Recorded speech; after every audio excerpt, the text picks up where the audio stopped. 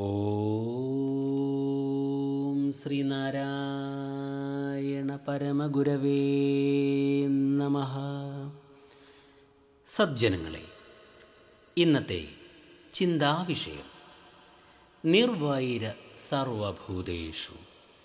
നിർവൈരമാണ് ലോകത്തുള്ള സർവജനങ്ങൾക്കും അഥവാ അഖിലർക്കും ആവശ്യമായി ഉണ്ടായിരിക്കേണ്ടത്.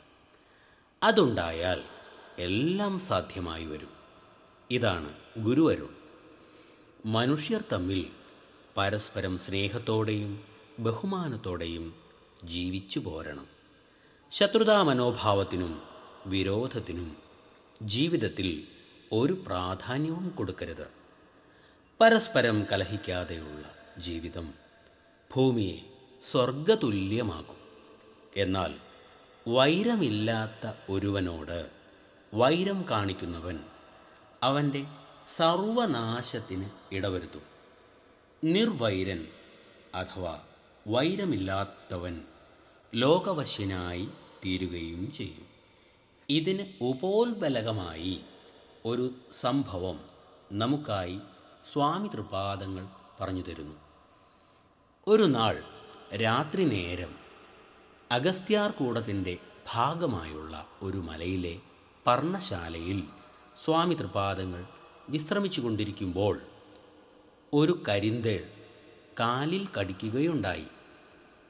ആ നിമിഷം അടി തൊട്ട് മുടി വരെ നിർവചിക്കാനാവാത്ത വിധത്തിൽ അസഹ്യമായ രീതിയിൽ ഒരു പരിഭ്രാന്തി ഉണ്ടായി.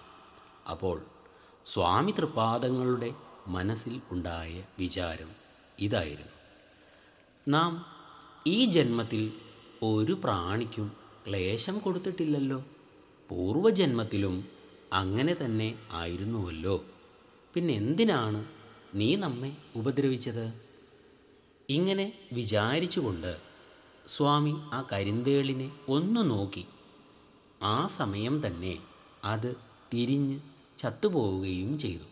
അപ്പോൾ സ്വാമി തൃപാദങ്ങൾ ഇപ്രകാരം അരുളി ചെയ്തു: നിന്റെ ക്രൂരത നിമിത്തം നിനക്ക് ഈ ദുരനുഭവമുണ്ടായി എന്നല്ലാതെ നാം ഒന്നും ചെയ്തില്ലല്ലോ.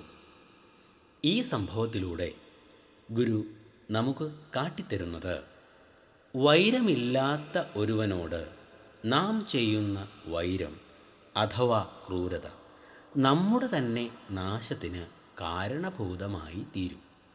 നിർവൈരൻ ലോകവശ്യനായി തീരുകയും ചെയ്യും. എല്ലാവരുടെ ഉള്ളിലും സ്നേഹവും പ്രേമവും ബഹുമാനവും ഒക്കെ ഉണ്ടാവട്ടെ എന്ന് പ്രാർത്ഥിച്ചുകൊണ്ട് നിർത്തുന്നു. നിങ്ങൾക്ക് നമസ്കാരം. ഗുരുധർമ്മം ജയിക്കട്ടെ.